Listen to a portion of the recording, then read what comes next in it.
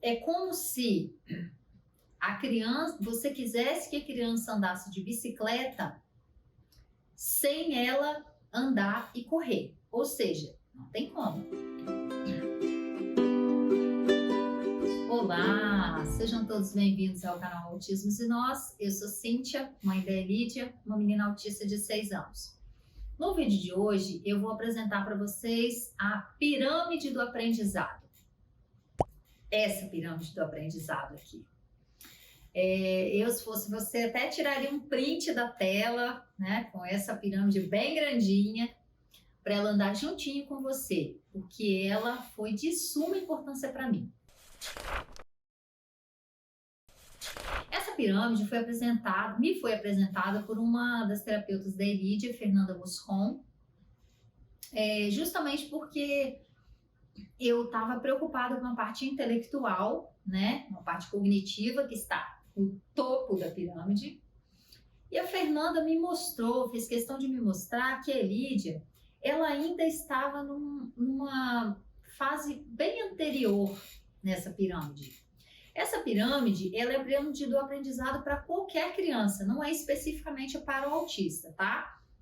Essa pirâmide, ela mostra as fases que a criança precisa desenvolver até chegar na parte intelectual. Até mesmo para você entender que uma criança entra na escola no primeiro aninho com 6 aninhos porque tem uma razão, um motivo.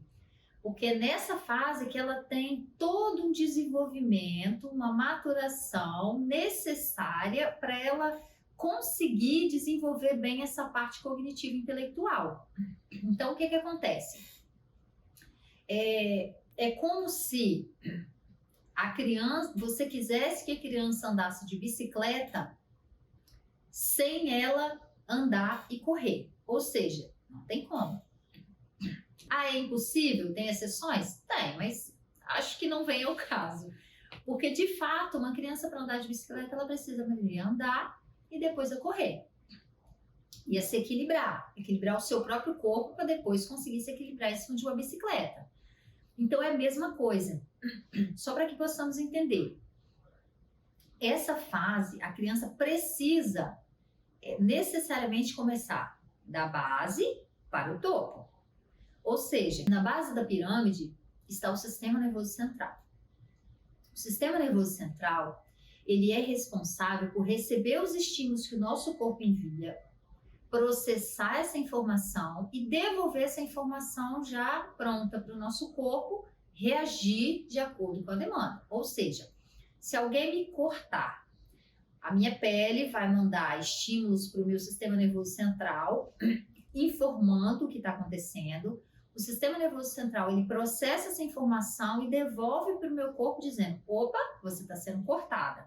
Aí o seu corpo vai reagir ao estímulo externo. Por exemplo, se eu estou sendo cortada, ou eu vou tentar me proteger, ou eu vou tentar correr, eu vou ter uma reação de acordo com esse estímulo. Então, as nossas crianças autistas, elas têm uma neuroinflamação. Essa neuroinflamação, ela dificulta o sistema nervoso central a trabalhar corretamente. Ou seja, provavelmente nossa criança autista está recebendo aquele caminhão de estímulos e ele não está dando conta de processar. E a hora que ele não dá conta de processar é que nós entendemos que existiu como se fosse um pequeno lance de tempo, um delay, né? Um delay. O nosso cérebro, ele recebe a informação, processa e ele devolve para o nosso corpo e nós reagimos instantaneamente. No caso da criança autista, muitas vezes nós temos que nos policiarmos para que a criança responda no tempo dela. E quando eu falo no tempo dela, não é que ela precisa de um tempo X ou Y para responder. Vai depender de cada situação ou de cada criança. É diferente do seu tempo. Muitas vezes nós queremos que a criança reaja no tempo da gente, no nosso tempo, e não é assim que funciona. Então, pense bem, a criança está recebendo o estímulo, O cérebro dela tem uma neuroinflamação, então ele não consegue processar toda essa informação e devolver para o corpo tão rapidamente, muitas vezes. E aí a criança demora um pouquinho para te dar aquele retorno. Só que nós temos pressa, né? Você quer fazer uma pergunta e a criança te responder, você quer dar um estímulo para ele te responder prontamente. E muitas vezes não é assim. Então, acima do nosso sistema nervoso central, ou seja, ainda na base da pirâmide, nós temos o sistema tátil, proprioceptivo e o vestibular.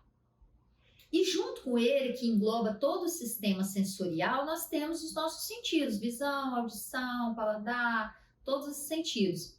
Então, o que acontece? A Elide, ela tinha uma desorganização muito grande nesses 3 sistemas.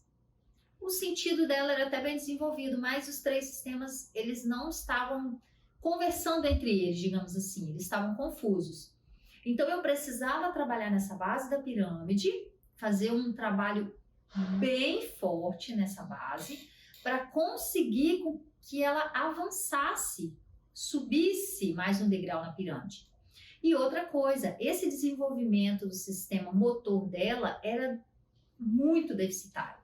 Ele tinha um baixíssimo tônus muscular, do tipo daquela criança que senta em W, sabe, com as perninhas assim para fora. Ele sentava daquele jeito. Então, assim, o baixo tônus muscular dela, junto com essa desorganização sensorial, que são coisas muito comuns nos autistas, muito comuns mesmo, assim, acho que eu saiba, todos os autistas que eu conheci e já vi, até assisti vídeos e já me contaram, todos eles têm problemas sensoriais, todos. Se tem algum que não tem, eu desconheço. Tá? Todas as crianças autistas que eu conheço têm problema sensorial. E muitas, uma grande quantidade delas também têm problemas motores. Então, o que acontece? Para a criança conseguir chegar naquele topo da pirâmide, ela tem que passar degrau por degrau. É um processo, não tem como você querer burlar o processo. Não existe você sair do primeiro degrau e pular para o último, sair do primeiro degrau e pular para o meio da pirâmide, não existe isso. Então, o que acontece? Por que essa pirâmide é tão importante? Identifique aonde está a sua criança ali. Localize a sua criança. Ela tem problema motor? Então, você tem que focar naquele momento na parte motora. Na parte motora, por exemplo, nós trabalhamos natação, ecoterapia, nós trabalhamos com a parte física, andar de bicicleta, correr, pular. Nós trabalhamos, eu comprei um pula-pula, coloquei na minha casa um pula-pula grande para ele de conseguir ter aquela flexibilização na hora de pular, sabe? Que você flexiona os joelhos. Ela não tinha isso, ela pulava com a perninha retinha. Então, ela foi trabalhando isso. Então, é uma junção, não é uma terapia só que vai fazer, é TO, né? Terapia ocupacional também ajudou muito nessa parte. Se a criança tem digamos que uma necessidade um pouco maior, de repente, uma fisioterapeuta, tá? Cada pessoa tem que saber avaliar de acordo com a necessidade da sua criança. Mas eu falo que essa pirâmide, ela te dá um norte.